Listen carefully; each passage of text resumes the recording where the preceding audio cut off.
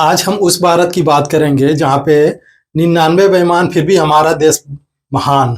हम उस भारत की आज बात करेंगे जहाँ पे गड्ढे सड़कों में बनते हैं या गड्ढे सड़क में बनते हैं।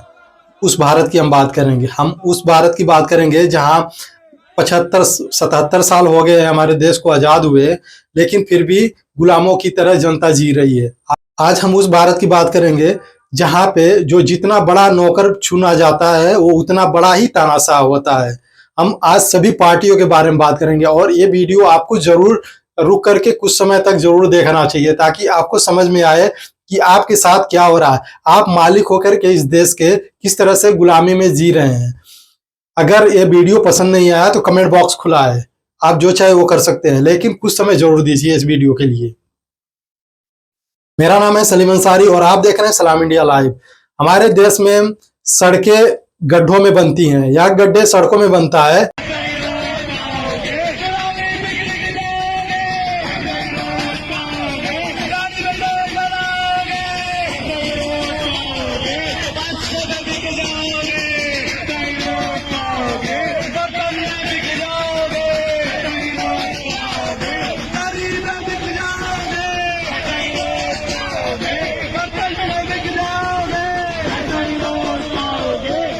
आपने अक्सर देखा होगा गांव में तो ये बुरा हाल है कि आप सोच नहीं सकते हैं।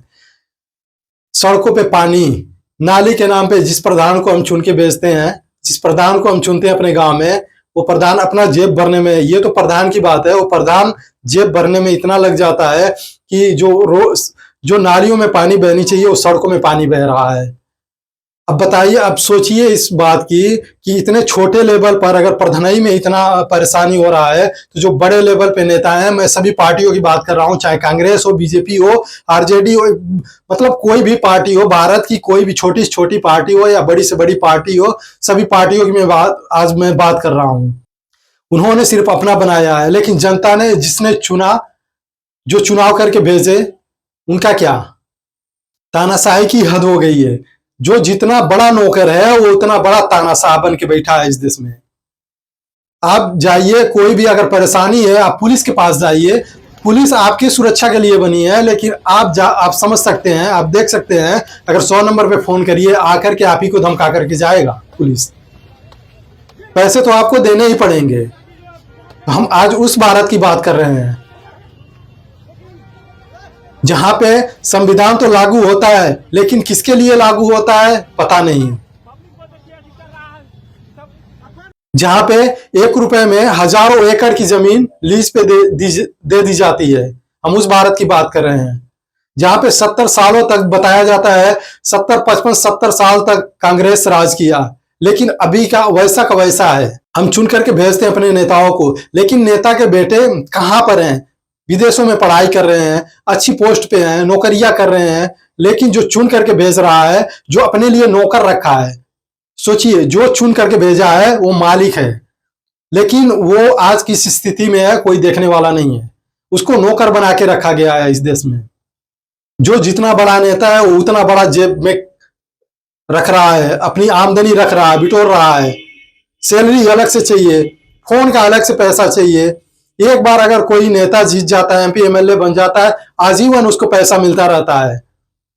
हर चीज का रिटायरमेंट है। बताइए, जज का, कलेक्टर का, डीएम का, जज का, पायलट का, वकील का, डॉक्टर का, हर चीज का रिटायरमेंट है, लेकिन भारत में नेताओं की कोई रिटायरमेंट की कोई भी मतलब संविधान के तौर पे या किसी भी तौर पे कोई भी निश्चित आयु नहीं है। ये सारे नेता मिलकर के जनता को बेवकूफ बना करके अपनी जेबें भर रहे हैं। ऐसा नहीं, वो दिखाते तो हैं कि हम आपस में जैसे दिखाते हैं कि हम लड़ रहे हैं, हम अपनी जाति के लिए लड़ रहे हैं, वो दूसरा अपनी जाति के लिए लड़ रहा है, ऐसा दिखाते हैं। ऐसा वो बाहरी दिखावा है, लेकिन अंदर से सभी लोग लूटने में बैठे हैं। हर कोई लूट रहा है। नई नई सड़कें बनती है, 5-5, 6-6 साल तक तो उसको बनने में लग जाता है। एक छोटी सी सड़क को 5 से 6 साल बनने में लग जाता है, लेकिन टूटने में 6 महीने से साल भर लगते हैं। उस सड़क को टूटने में सिर्फ 5 से 6 महीने लगते हैं। क्या कोई सवाल नहीं पूछेगा इस पे? वही कॉन्ट्रैक्टर, वही ठेकेदार जेब भरता है।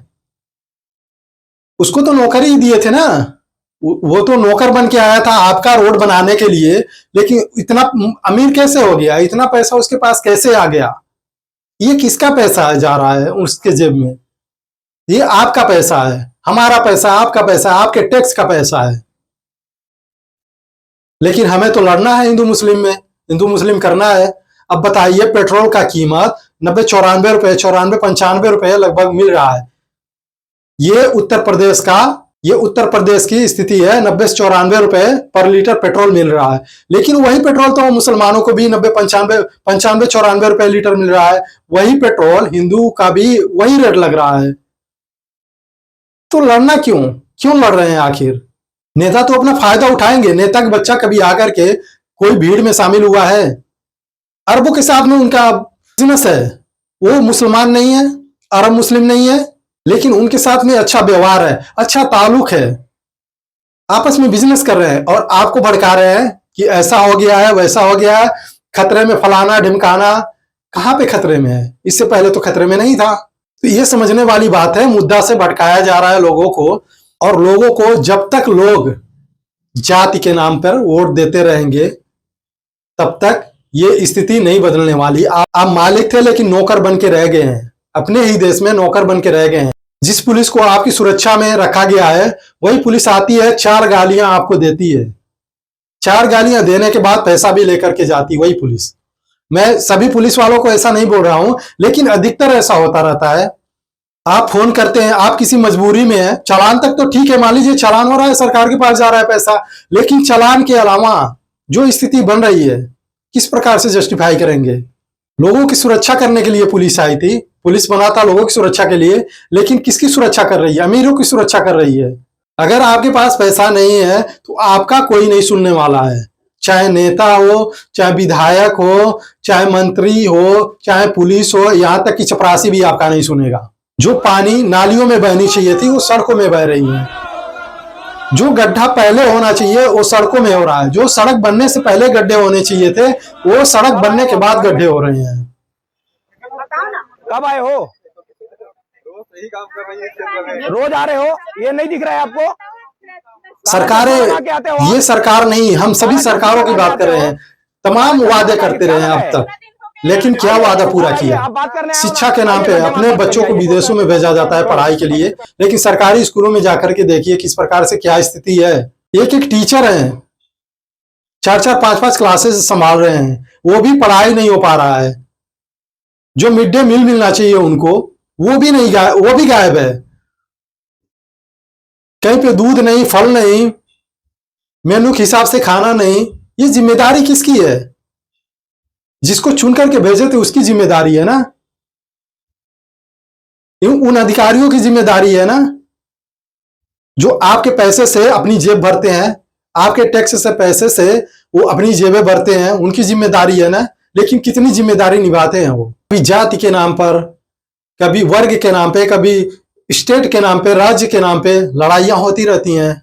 लेकिन इन लड़ाइयों को छोड़ने की जरूरत है। बेसिक जरूरतें क्या है? शिक्षा है, शिक्षा पे क्या काम कर रही है सरकार? रोजगार है, रोजगार पे क्या काम कर रही है सरकार? सड़कें हैं, सड़कों की तो बुरी हालत है, और खास करके गांव में ऐसी स्थिति है कि मतलब उस पे चलने लायक रोड ही नहीं है, पानी भरा हुआ है। बरसात, अभी तो बरसात चल रहा है, लेकिन यहाँ पे जो हम जहां पे हैं, जिस एरिया में बारिश नहीं हो रही है, लेकिन फिर भी सड़कों पे पानी भरा हुआ है, कोई देखने वाला नहीं है। किसकी जिम्मेदारी है?